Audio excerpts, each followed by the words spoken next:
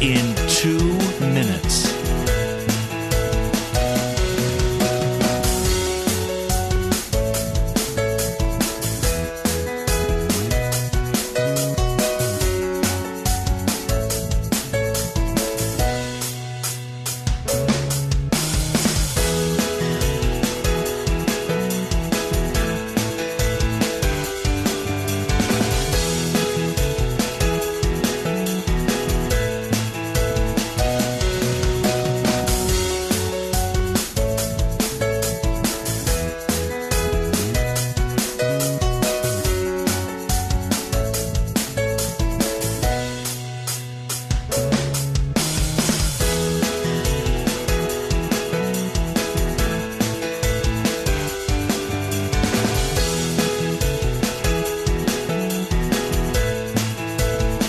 Lynn Cullen live in 1 minute.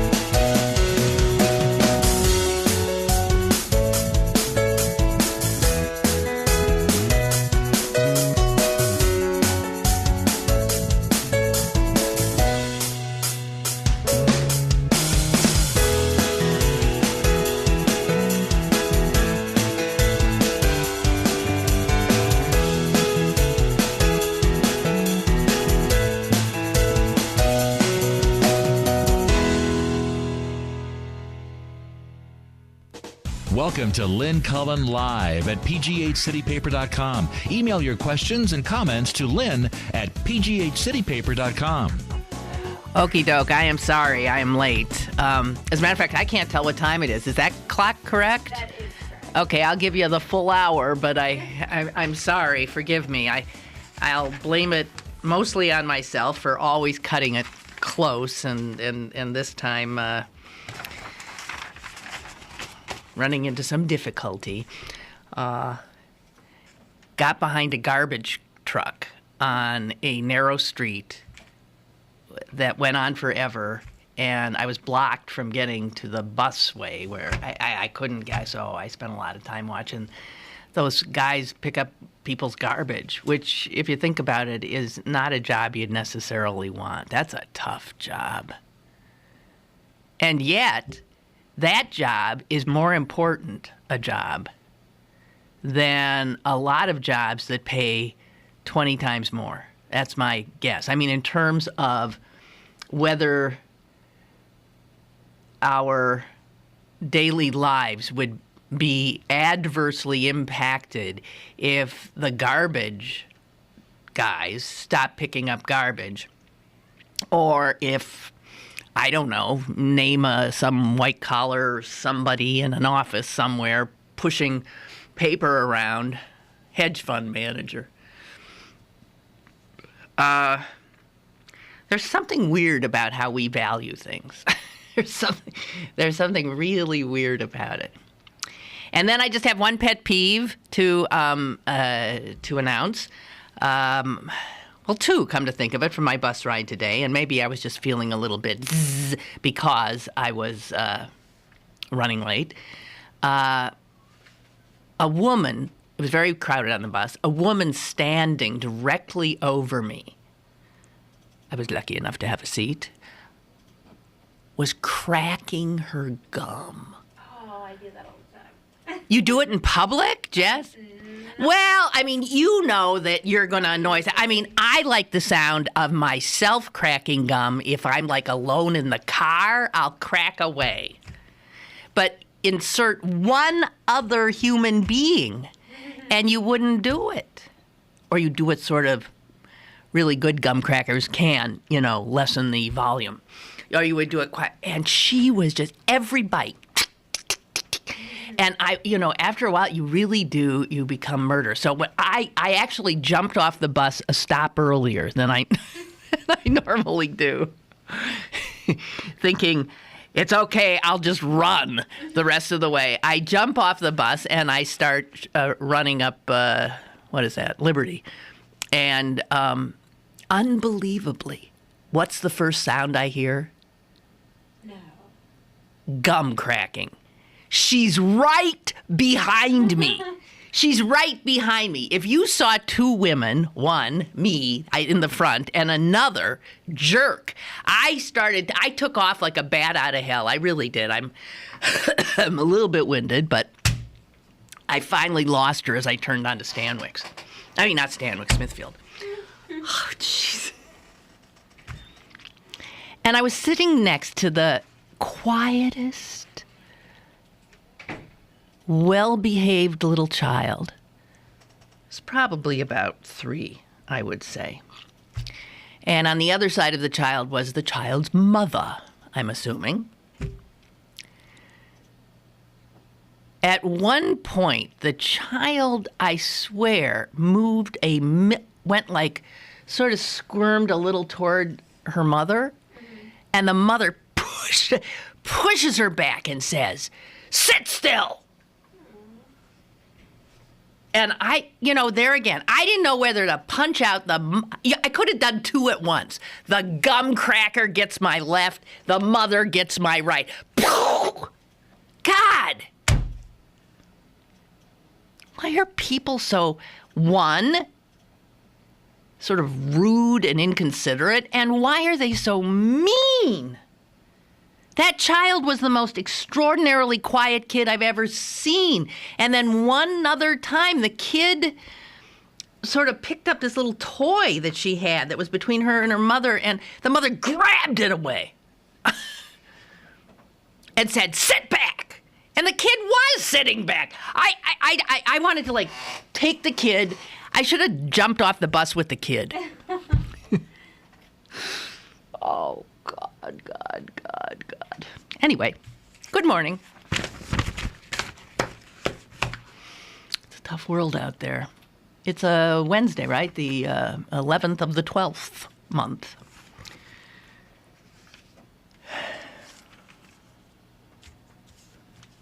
Showing nothing much changes as we stumble toward the future. Here's a quote. I love quotes. Here's a quote. Robert Frost. Okay? So you got to figure this is a quote from some time ago. Since, didn't he die soon after he couldn't read his poem at Kennedy's, and it was at Kennedy's inaugural because the sun was so bright he couldn't even see it. I don't know. I might be making all of this up, but I'm saying this was probably said at least 60, 70, 80 years ago. And so what's new? Robert Frost. A bank is a place where they lend you an umbrella in fair weather and ask for it back when it begins to rain. Takes a poet to say that. And right on the money. Pun intended. There you go. Oh, there was one other, and I don't know if it reads right, so I don't know if it'll be as obvious. But this is my hunk of the millennia, Ben Franklin. He's my guy. Granted, Pope Francis is my guy of the moment, but Ben Franklin is my guy. Ben Franklin. When you are done changing, you're done. That's it. Do you know, like, young people who are like, they're already done? You know they're not going to, like, grow anymore in any big way. They seem incapable of it. They're self-satisfied. They know what they know, and they're happy that they know it, and they know enough, and blah, blah, blah. There's no curiosity. There's no adventure. There's no desire to question. No, lots of people like that. And then, people like, like my mom, who in her 90s is still avidly reading books, going to lectures, listening to music, finding new stuff. curious, interested. The minute you stop, I can't even remember, it's such a short little thing. When you are done changing, you're done. So, remember that, please. There was a headline in the Post-Gazette today that just, I know we talk back to our TVs, which seems absurd, actually, if you think about it, but it's certainly equally absurd to talk back to your newspaper, which I did in this case, because it said, events to honor Newtown shooting victims. And I screamed at my paper, how about some reasonable gun control? It's been a year since all those children. And since then, that number of children and more have died as a result of the ready availability of guns in this country. Events to honor Newtown shooting. It's been a year and nothing. Remember thinking, actually, although there were some of you cynics, you realists, who said nothing's going to happen. I said, nothing happens now if we can't marshal the will now, the political will to stand up to the NRF&A. And we couldn't. And we didn't. And absolutely nothing has changed. So if little children being blown away won't do it, what would it take? What would it take? Events to honor Newtown shooting victims. There's only one obvious way to honor those children, those beautiful children whose lives were stolen. And we didn't do it. Caller, hello. How you doing? I'm doing fine. Hey, who was it that said a lie gets around the world before truth puts its shoes on? Who did That's say a good that? one there. That's a I can't marvelous. remember. That's a wonderful. Who did say that? With the Republican Party, that's how they keep telling lies and people believe it. That is true. That's just what's going on. Because it is true, because whoever did say that knew that a lie repeated and repeated becomes, as far as people know, truth. Right? It's what the Nazis understood about propaganda. And they took it further. They said, don't do a little lie, because a little lie, people will say, but if you have the audacity to lie a big, outrageous lie, they'll think it's true, because after all, who would say such a thing if it weren't? Exactly. You're right. Thank you, sir. Okay, thank you. Good morning. Did you look that up? I didn't catch what the quote was. You did not catch what the quote was? It was, oh, man. Something about a lie is sprinting around the universe before the truth, ties its shoes. That's not it. No, that wasn't it. That was... Listen, I'm not good at remembering things like that. I'm sure someone might. I should know it, and as soon as I see who it is, I'll say, oh, yes, oh, right. Oh, of course. I knew that. But let's see. Someone wants to talk about the Obama selfie. Now, this is good. This is good because, and no one's telling me who did that quote. Okay. I came in and Jess was telling me about the Obama selfie, which I did not know about. And Jess said she posted them on my Facebook page, which I don't ever look at. I'm sorry. We have a caller? Hello? Yes, you do have a caller. Hi. It is the man you're cheating on Ben Franklin with. The man I'm cheating with Ben Franklin with, well, at the moment, that's Pope Francis. No, Samuel L. Clemens. Oh, yes. A lie can travel halfway around the world before the truth puts its shoes on. Before the truth puts... He also said, say something 3 times and it becomes true. Yeah. Bye. That's it. It's my other guy, Mark Twain, of course. See? Yeah. Okay, so wait. So...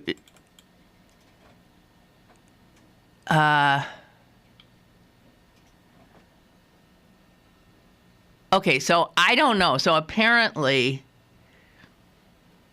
I can't go there because this doesn't. I can't just click on this.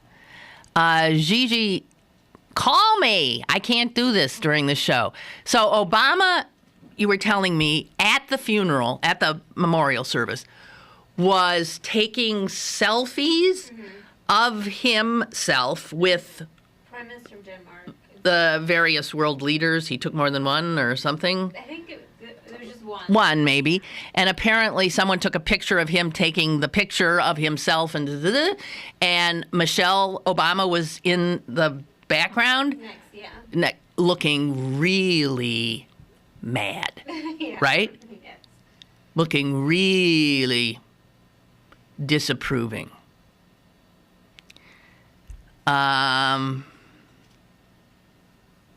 And I think Gigi, it looks like, is siding with Michelle. That something like that doesn't look good. Gigi says it's not good optics. But I feel like I can't say anything because I didn't myself see it, and I can't just click on this here. So, whatever. I mean, it might have... I mean, selfies by their... just taking a selfie is considered, what, a frivolous act? I mean... It's rude to be like... Okay, Jess says it's rude to be doing that at a funeral? Yeah. Was it before it had started, though, when they were meeting? Doesn't matter. It doesn't matter, she says. Jess, who is channeling Emily Post, says taking a selfie is just not the right thing to do at a memorial service. Well, isn't that odd that Barack Obama, who seems to be then such a... Yeah, I don't think I would have done it either, but he's willing to cut the guy a break. Well, I'm sure he got an earful from Michelle. Huh. Well, anybody on that? I'll have to check this out later, because I can't do that now. PJ on the selfie. Oh, there it is. Oh, my God. Did you see your face? Oh, my God. Okay, so the president, along with a head of state and the head of state's spouse, and they're all looking really pretty happy. And Michelle is sitting right next to the president, and she's got, oh, God, it's that mother look that turns you to stone. I know, it turns you to stone. He doesn't see it. He's like this. And she's right there with steam coming out of, oh my God. Oh, that's a great picture. That's a great picture. Oh, God, that's funny.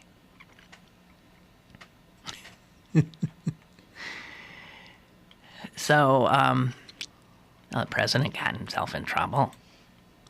He's often in so much trouble that, okay, I've got a call.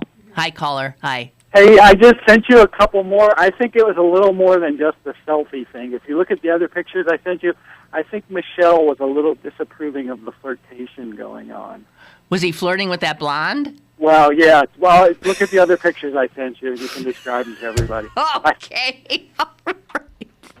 So the president's taking a selfie. He's sitting next to a blonde woman, and That's the Prime Minister. that's she's the prime minister, And her husband must be, or maybe another guy is there. The British Prime Minister. Oh, and that was David Cameron. I didn't even recognize him. Okay, so there's two. And, all right, so let me, sorry, I wish I could show you. Well, guys, just get on the internet and take a look at these other things. Okay, so PJ sent me more. So Obama was being, okay, that one I've seen. Oh, my God. Okay, so these are some other pictures. And, oh, my God! So the president is no longer taking selfies, but he's seated in between Michelle and the blonde babe Prime Minister of Denmark. Is that what you told me? She is a babe. And the two of them, Obama is laughing and oh, you got to see this picture. Oh, I wish I could show you this picture. This is a riot. Oh, my God. They are just, yeah. She is pissed. She is totally pissed off. Call her. Yes, good morning, Lynn. Hi. I just think that the Michelle Obama is more, I mean, both of those people are very classy individuals, and I like them a lot. But I think that there's always one part of a relationship or a couple that is a little bit more classier than the other one, and I think she is a little bit more classier of those two people, and I think that's why she's sort of reacting, and people are reacting the way that I assume, or they assume that she is responding to that. I think I probably would have actually been. I'm always the less classy person in a relationship, so I probably would have been the one that made the goof up as well, which is typical of men in general. But two things I want to discuss. First thing I want to say is that the Pope is the Time Man of the Year. Yes, I don't know if you yes, heard I about did that. hear that, and I agree.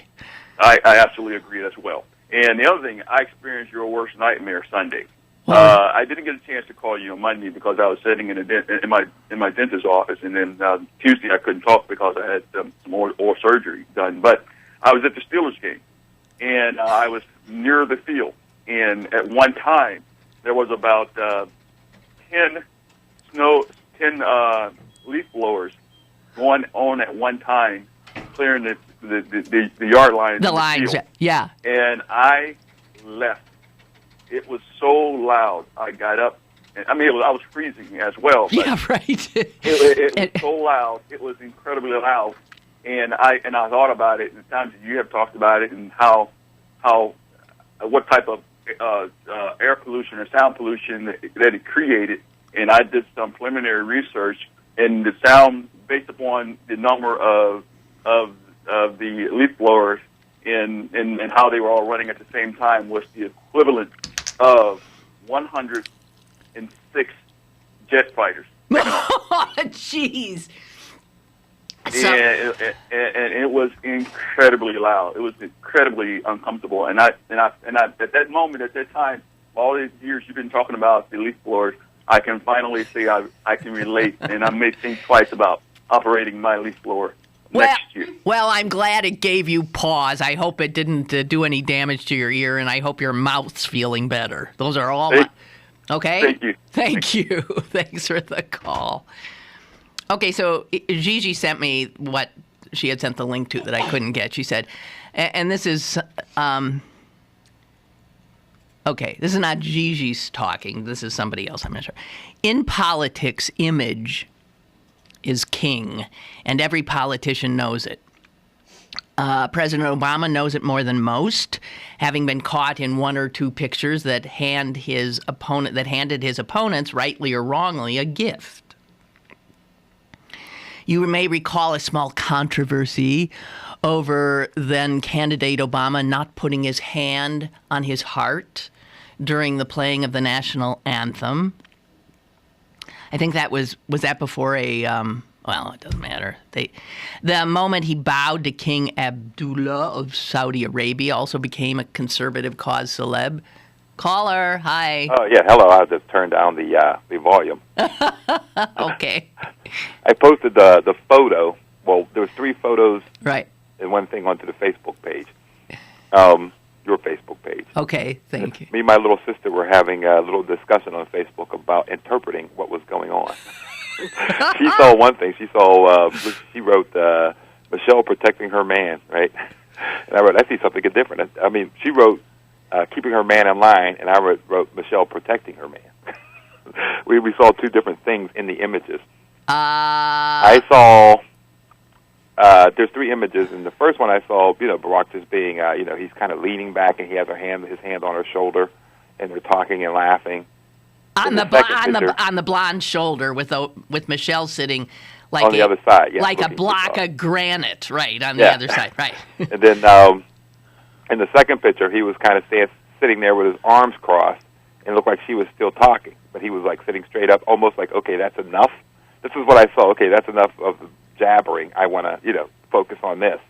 And then in the third picture is where Michelle's between them, and I saw that as Michelle blocking him from her, What? There's a so that he can watch what was going on. Wait, there's a picture of Michelle between the blonde. Oh yeah, she ends up in between the two of them. Oh, that I haven't seen. Yeah, that's I posted it on the Facebook page. Oh, okay. Yeah, and so she finally inserted herself in between the two? Exactly.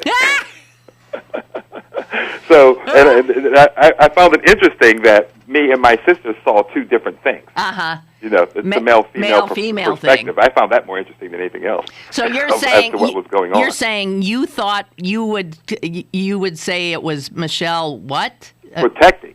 Kind of interrupting, because I saw Baraka seeing the woman as, okay, I already said hi, we took the selfie, shut up, I want to focus on this.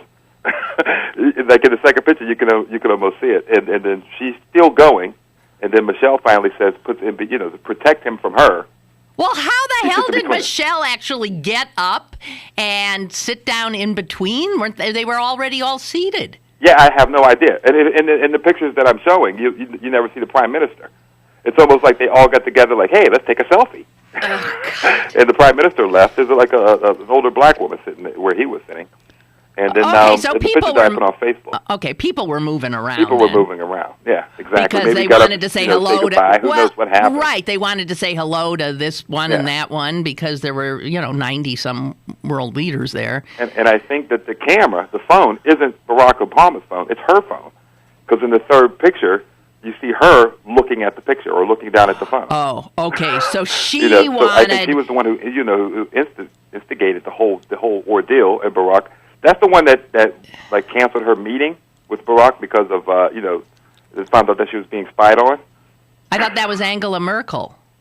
No, this is what is she? She's the Prime Minister of Denmark. Denmark. Yeah, I think she had like a meeting too? And she canceled it. Oh, okay. At one point because of the Snowden thing. So that's one of those kind of deals. So you're thinking, instigated the selfie thing? I thing. think she instigated the whole thing. It's her phone. Okay. If you look at it closely, she's holding the phone, taking a selfie. Oh, okay. All right. Yeah, it's her phone. But have you ever seen Michelle look like that? Yeah, I see her like that all the time. I'll find it somewhere. My same sister posted it. There's a new slang term that I like. It's called throwing shade. It's like cutting your eyes over at somebody, like if they're doing something stupid. Yeah. And it shows Michelle doing it a couple times. And that's called, what's the phrase? Throwing shade. Throwing shade. Don't ask me where it came from, but I actually like it. You'll see people do it all the time. They kind of cut their eyes over, like, hey, that was stupid. Then kind of turn around and look, and then they just cut their eyes over at you. Who comes up with such wonderful stuff? I don't know. Throwing shade. Kids, I remember standing around coming up with slang terms when I was a teenager. Just standing around with my friends coming up with slang terms. I remember being blown away. I had to be 18 years old, away at college for the first time. And for the first time, because I came from this lily white city, I knew black people. And this one guy, Roger Ward, Roger Ward said to me, he said, yeah, well, later we're all going over to my crib.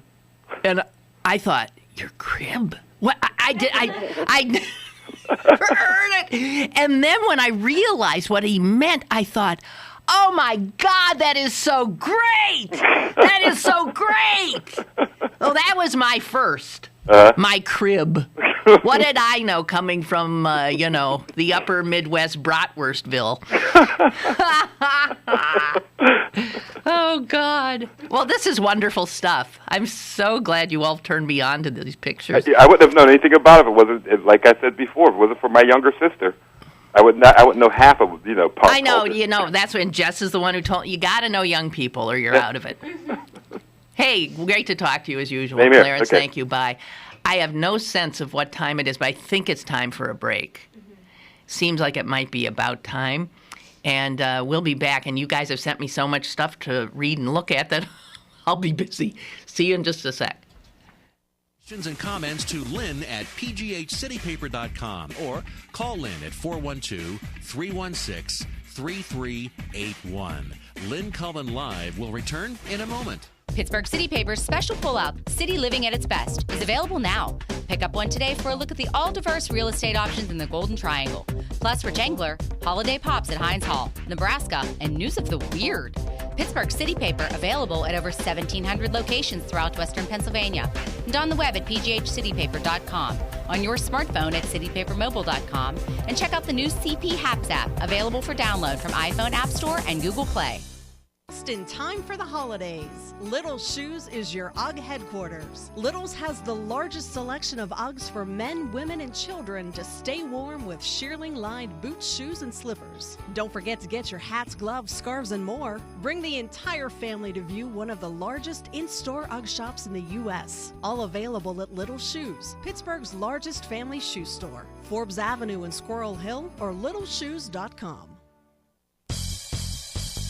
Have a question or an opinion? Call Lynn Cullen at 412-316-3381 or email lynn at pghcitypaper.com. Now, more with Lynn Cullen Live. Okay, what Gigi had sent me does it's somebody opining on all of this, and I'm sorry, I'm unclear who the author is, but it's pretty interesting. So they're talking about the importance of image, the image, how it can just undo you. I mean, stop and think about it was an image that finished off, right, Michael Dukakis? I mean, that's an iconic thing, looking like such a dork in that tank. And all people looked at that and thought, God, can't have that dork be the commander-in-chief. And it's stuff like that, pictures, as we know, are worth 1,000 words, have great impact. So this person says, it's pretty surprising to see the president caught in a three-way selfie at Nelson Mandela's memorial service, even if the other two people in the picture are the British and Danish prime ministers. The now iconic picture snapped by an AFP photographer speaks more than its 1,000-word allotment, largely because Michelle Obama appears to be the only one showing any decorum. It doesn't take a David Axelrod to look at that and say, ooh, not good, especially not in the context of selfies at funerals. There's actually like a website or something of people behaving badly at funerals. And actually, that's on Tumblr, and it says here it is put up there to shame the hundreds of mostly teenagers who liven up their sad days with egotistical snapshots. In the wake of the Obama funeral selfie, Tumblr declared it would not top that and promptly shut down. What? I don't get that. But this is the internet age where you don't just get a few lines of caption underneath a damning picture on your front page. You get the whole story, whether you like it or not. So here is an object lesson in mitigating circumstances suitable for sharing with anyone who decides to spin their own story on the basis of the picture. Okay? This is what this guy's saying in defense. First of all, this wasn't strictly a funeral. Certainly not the solemn, dressed-in-black occasion we often associate with the term. It was a 4-hour, stadium-sized memorial celebrating the life and works of the beloved Mandela, a riot of colorful dancing and singing. Think New Orleans meets the World Cup. Secondly, it seems to have been a day for presidents and VIPs to take pictures of themselves. Witness Bush and Bono on Instagram. Thirdly, consider the context of the shot itself. In other photos, we can see the leaders joking around, switching seats, looking bored. All the things you might find it hard to avoid doing if you were stuck in a stadium for 4 hours. And this person says it appears that the Danish Prime Minister, Helle Thorning-Schmidt, appears to have been the first one to crack and pull out her smartphone. Fourthly, and perhaps most importantly in this case, it was she taking the picture, which Clarence pointed out. If a major European leader asked you to get in on a quick snapshot, it would be churlish and diplomatically inept to refuse to do so, especially if the sober British Prime Minister David Cameron was already in. For the picture to be truly complete, you need to add speech balloons. Perhaps the Danish PM is saying, let's commemorate this amazing moment in the life of an incredible man with a joyous group photo.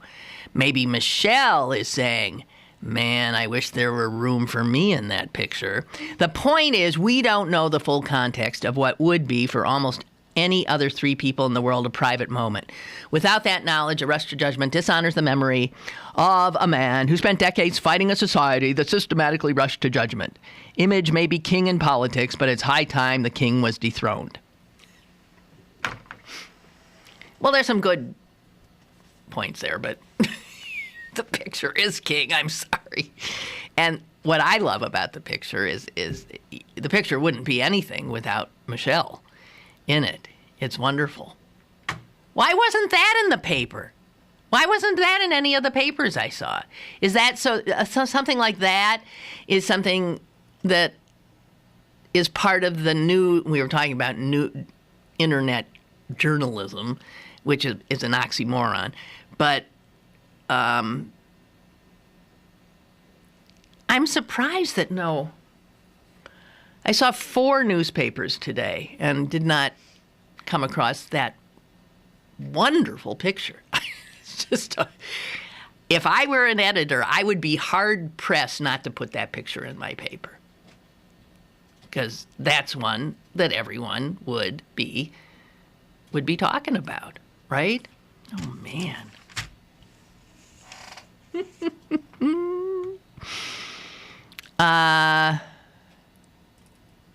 Hang on, we got more. What do I know?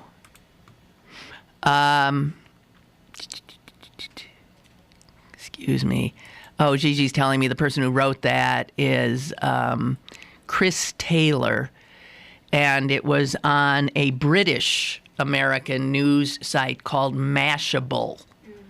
It's an op-ed piece by this Chris Taylor person.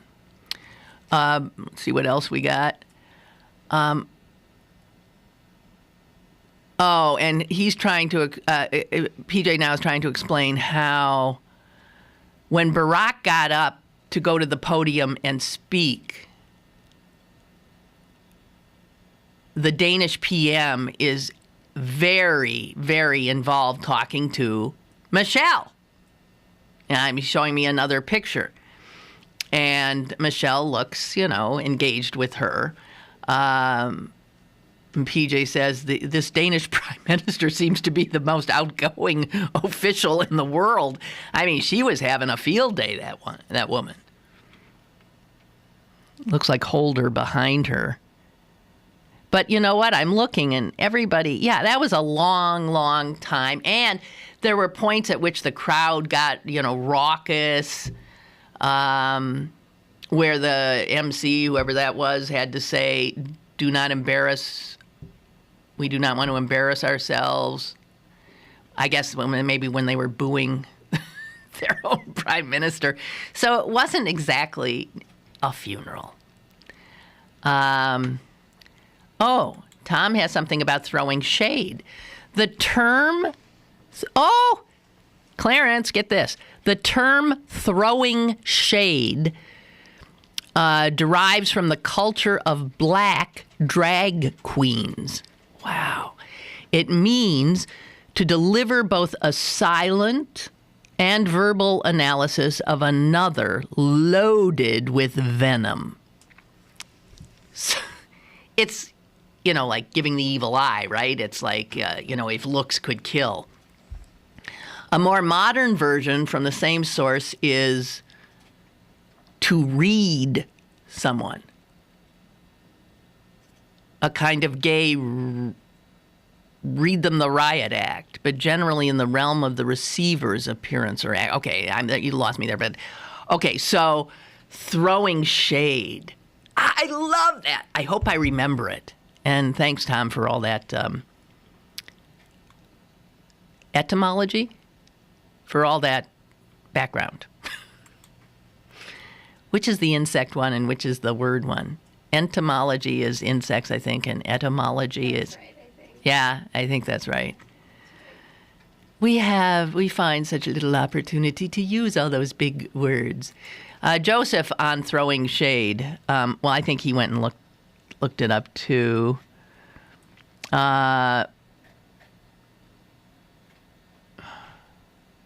Okay, wait a minute. This is very.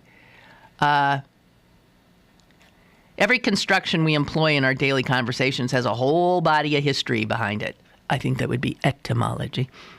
And that etymology defines how we use different phrases and aphorisms, what they mean and what they might mean to us in the future. Okay, and then this guy goes into throwing shade, that it's really been up there a lot on Twitter in the past 4 weeks. Throwing shade is defined by the authoritative online repository for modern language of the internet age called the Urban Dictionary. Seems like a relatively straightforward term. To talk trash, to publicly denounce or disrespect, or more colloquially, to hate on someone for acting a fool. The phrase has been in use since at least the early 80s, but the term has only really enjoyed a serious revival in the past year, peaking 2 weeks ago. Keeps track of this stuff with a Gawker article. And the article was "Watch Michelle Obama." She might be the greatest shade thrower in the history of the universe, right? And it says watch. A Gawker article which said, "Watch Michelle Obama throw world historical shade at John Boehner," which captures Michelle flashing a stink eye at Boehner on Inauguration Day. Many commenters noted that the use of the term was incorrect. While it is a lively term, throwing shade, it is not appropriate in that instance. In this instance, Michelle is definitely interacting with an enemy whom she chooses to ignore with prejudice because she is classy and wonderful and because John Boehner is not worth the energy it takes to turn one's head. John Boehner is the enemy of all the free people of Middle Earth, and Michelle has no other recourse than to ignore. Throwing shade is a perfectly wonderful term of gay Vogue era that Gawker keeps desperately trying to revive with honorable intentions, but incorrect usage. So a lot of people are using it now. Well, you know what? Incorrect usage, if people start now using throwing shade, it will mean whatever they mean by it, So someone like whoever's writing this, who's trying to keep it exactly as it first came into the nomenclature, is fighting a losing battle if it's entering into a larger world. As my gay and lesbian friends have pointed out to me, the proper use of throwing shade requires a bit more understanding. The origin of the term can be traced to LGBT ball culture in the 1980s. One of the earliest explanations of the phrase appears in Paris is Burning, 1990 documentary by Jenny Livingston that chronicles New York City ball culture during mid to late. Now, when we say ball culture, what kind of balls are we talking about? I just want to clarify. Is it like dances or what is ball culture exactly?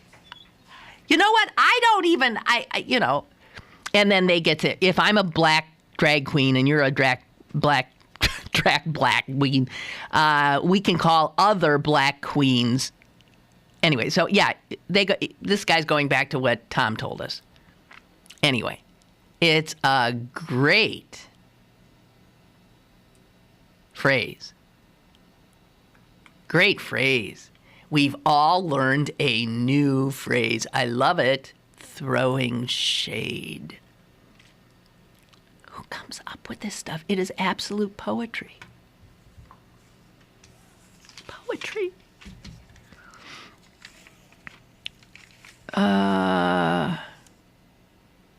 Hey, I want to point out something that the ACLU is doing that's awful cute. I love it. And they're doing it on the internet. You can go to it by, I tweeted something about this last night, but it's, I think it's ACLU.com. Oh, geez, what was it? It's pretty basic. Check it out. They're doing a contest for gay couples. And Tim Gunn, the Project Runway guy, is sort of their front man for it. And you can, excuse me, caller, go ahead, please. Lynn, it's Tom. Hi. I just had to give you more information. Oh, as if we need more. Throwing shade, okay. Well, the balls that I talked about Yes. are not pesties, but rather it was a series of literal dances that were held in Harlem mostly, other parts of Manhattan, but mostly Harlem. And they were surrounding these various houses. It was like a fake. They took their terms from like the House of Dior, etc. And there were groups of drag queens. Usually they were young black and Hispanic men, very, very young ones, who would be under the guidance of a mother. And the mother was an old drag queen, often very like 65, 70. And that at ball in the middle of, they would have a kind of runway show. And this is when all these young black men in costume would vogue around and then throw shade at people they didn't like. And the throwing of shade was usually quite baroque in its nastiness. But I highly recommend to you and your listeners this film that mentioned, Jenny Livingston, Is Paris Burning? And it's absolutely fantastic. It's about the life for these young black drag queens in New York, seeing them in Washington Square Park and then at night at these balls. It's really extraordinarily interesting. Okay, and again, I forgot, the documentary is called... Is Paris Burning? It's called Is Paris Burning, but yeah, it's a documentary. And I bet it's on Netflix and other sources. I'm sure. It's won many awards. I recall hearing about it, but of course I thought it was about Paris. well, it would be something like it's like saying, honey, you think this is Paris? Harlem. Or something of that nature. Okay. Anyway, see you tomorrow. Yes, look forward to it. Bye, Tom.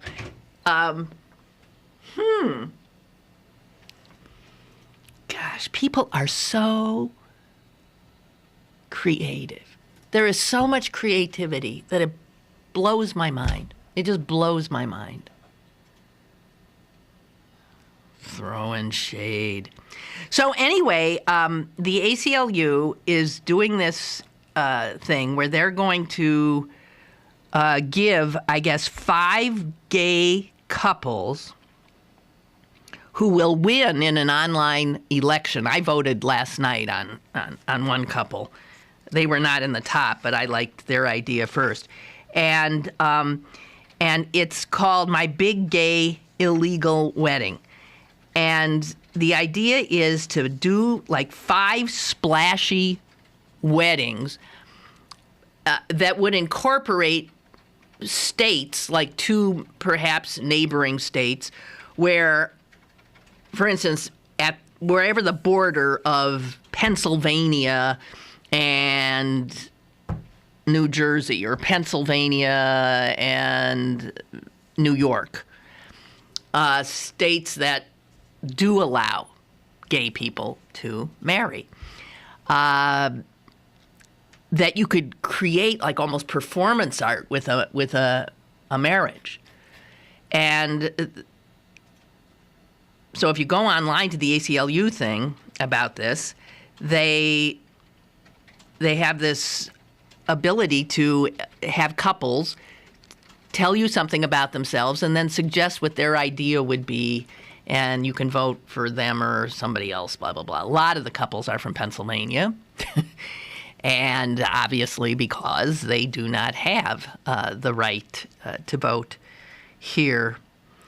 But the idea is to do something crazy, a little wild, to acknowledge how crazy it is that a couple can be a totally legal couple on one set of real estate and literally take one step over an imaginary boundary line and be unmarried.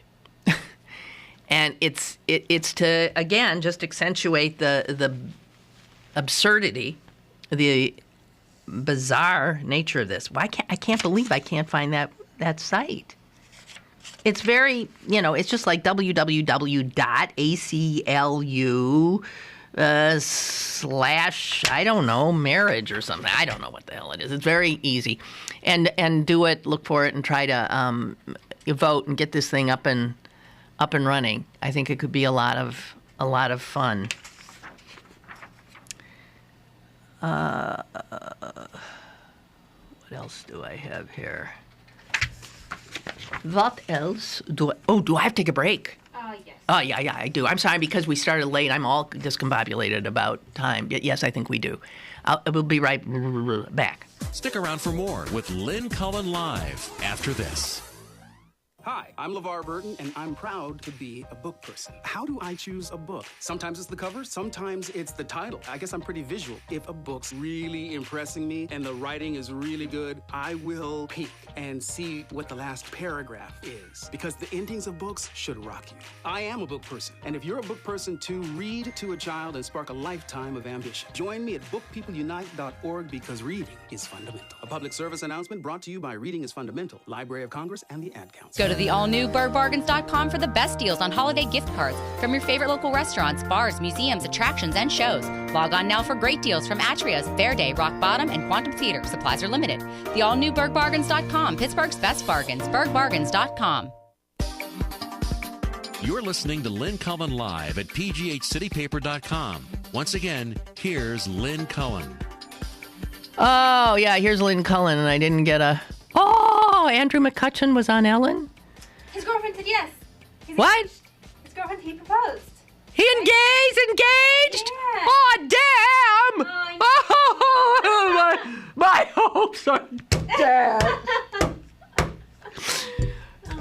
I never had a chance. He didn't meet me. If only I'd met him. Thanks, Robert. Robert in Braddock writes, I hope you had a TV in your studio. Andrew McCutchen of the Pirates was on the Ellen Show just now, and he proposed to his girlfriend. And she, shock, accepted. Robert says, how do you feel about McCutchen getting hitched?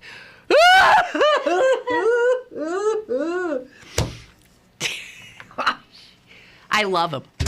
I love him. God. Well, I hope it's a good... I wish them all the best. I hope they make a good marriage.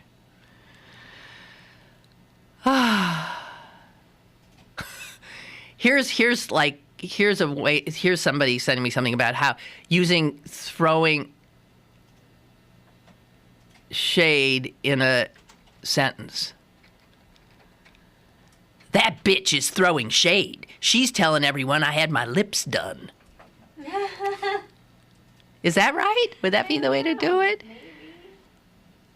I don't know. No, and then somebody says, no disrespect, according to RuPaul herself via Twitter, no tea, no shade equals... I'm not trying to come for you or offend you, but this is what it's really... I'm sorry, guys. You're way beyond me. Remember, I am a white bread, upper Midwestern, white girl, and I can't. Throwing shade. I throw shade in my head all the time. I mean, because I'm filled with ill will toward my fellow man and woman, as you know, because what I start out the show with saying, and a woman on the bus, and that woman on the bus, and this woman on the bus. I'm just filled with bilious feeling, which is not good. Not good for me. So,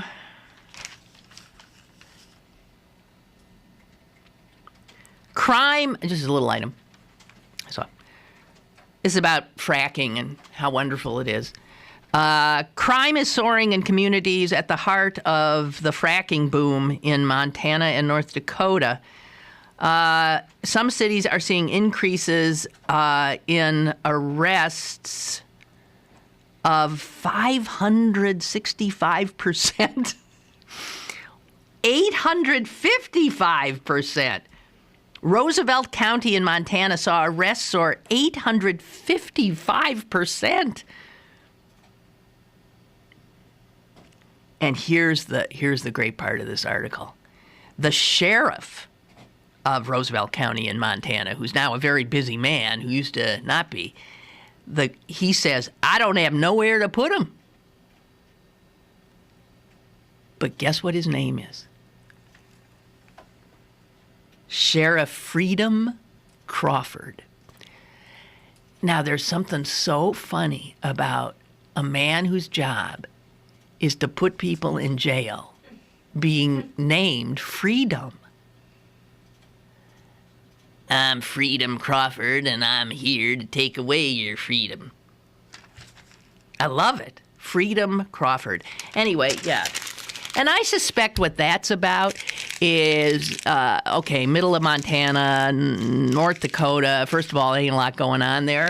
Then you increase the population hugely with young men. Right? That's who's coming in to extract all that oil, that gas, the fracking stuff. So you get a bunch of young men all stuck together in the middle of nowhere. And yeah, I would suspect that your crime rate would go up. And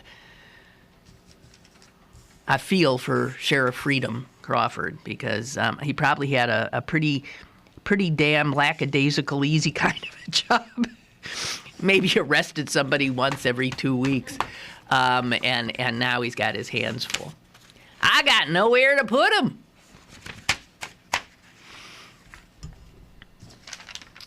Okay. How we doing? Do I have about 5 minutes left? Yeah. Okay, about 5 minutes left.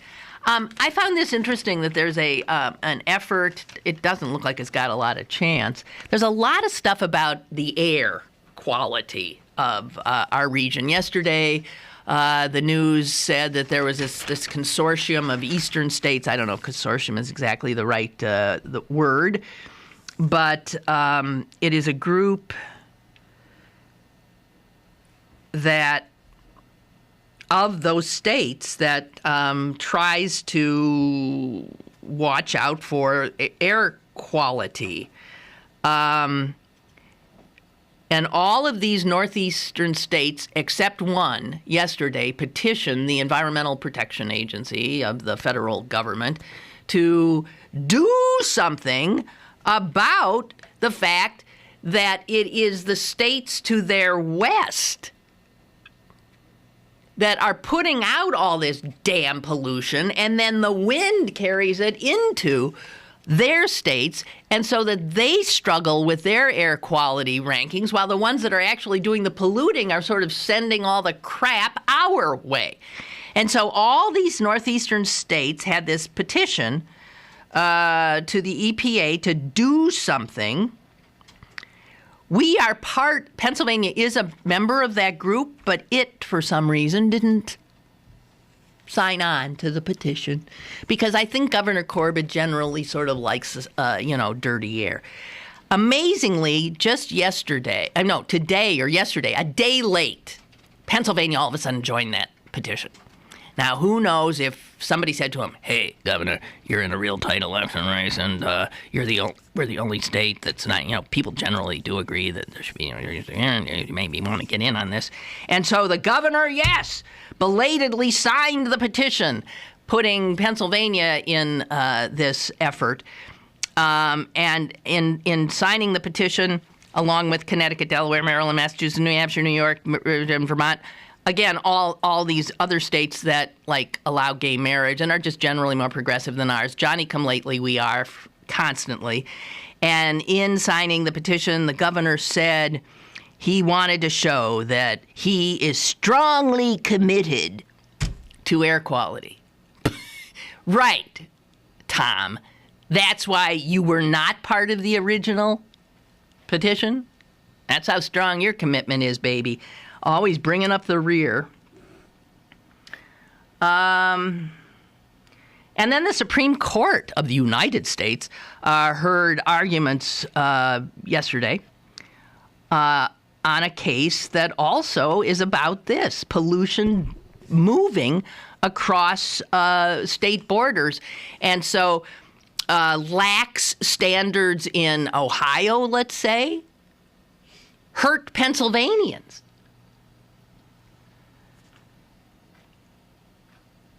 It's generally agreed that exposure to these fine particulates that are the real killers, more than ozone, by the way, are responsible for 1 in 20 deaths in the United States, hundreds of thousands of heart attacks, and millions of cases of asthma, aggravation, attacks, and death. So... And it's what, I struggle constantly. And I've always felt that, Pittsburgh has given me a wonderful, wonderful life, but it has shortened it. I have no doubt that living here has taken time off whatever my time is, because I have a pretty serious condition now that I don't think no one else in my family has it, that I wouldn't have had. It's because my problems are in the smallest little passages of my lungs. And that's where the exchange of oxygen happens. And it is this fine particulate crap that we have tons of in the air here. That is so small it gets into those smallest parts of lungs, and in the case of me, and God knows a lot of other people, it inflames them. We react to it, and that inflammation prevents us from getting oxygen into our bodies. And the result is obvious distress, some discomfort, and for some people, death.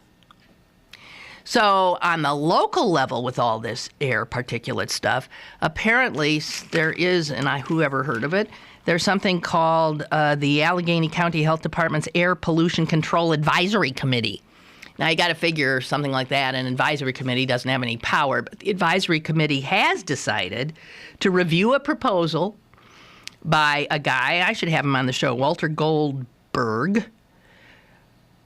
And he's got what he even calls a radical idea to stop this particulate output in Allegheny County. And he wants the county to actually consider forcing industry to actually cut back operations and emissions when this particulate matter reaches unhealthy levels. Now, last year, there were 10 days in Allegheny County in which those levels were breached. And he's saying, once that happens, government should tell industry, turn it off now. We got people dying out here. Turn it off. The proposal would also include provisions for free bus service on such days so that maybe fewer people will get in their cars and further create trouble, a ban on recreational burning and grilling. And it says here that while he's saying it's radical just because we live in, Idiotville. Such programs and restrictions are not unprecedented and have, in fact, been used in places that you do not consider as progressive. Like, can I give you Fort Worth, Texas? Does have those kinds of pollution curbs. So does Austin, Texas, but that is a progressive city. Grand Rapids, Michigan, the coastal areas near L.A. have such things. So we got real trouble here.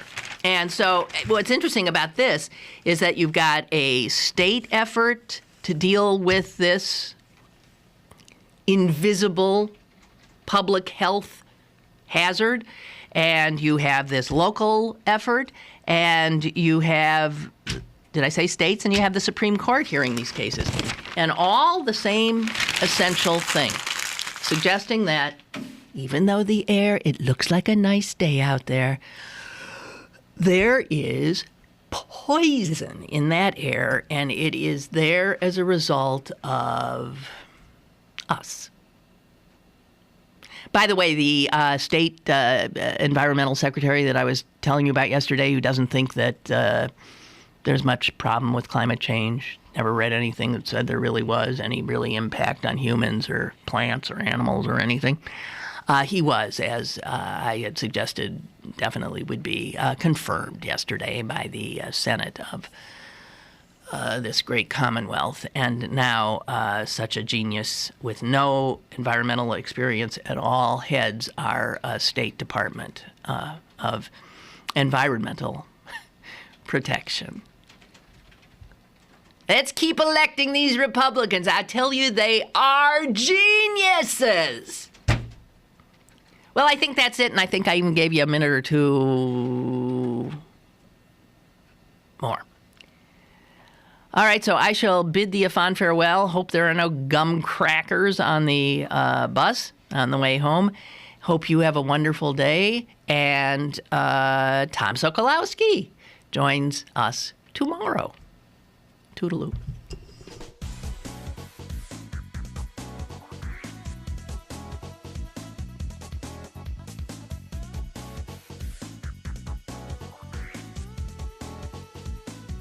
Lynn Cullen Live, Monday through Friday from 10 a.m. to 11 a.m. and archived at pghcitypaper.com. The opinions expressed on Lynn Cullen Live are those of the host and do not necessarily reflect the viewpoints of Pittsburgh City Paper, Steel City Media, and its advertisers.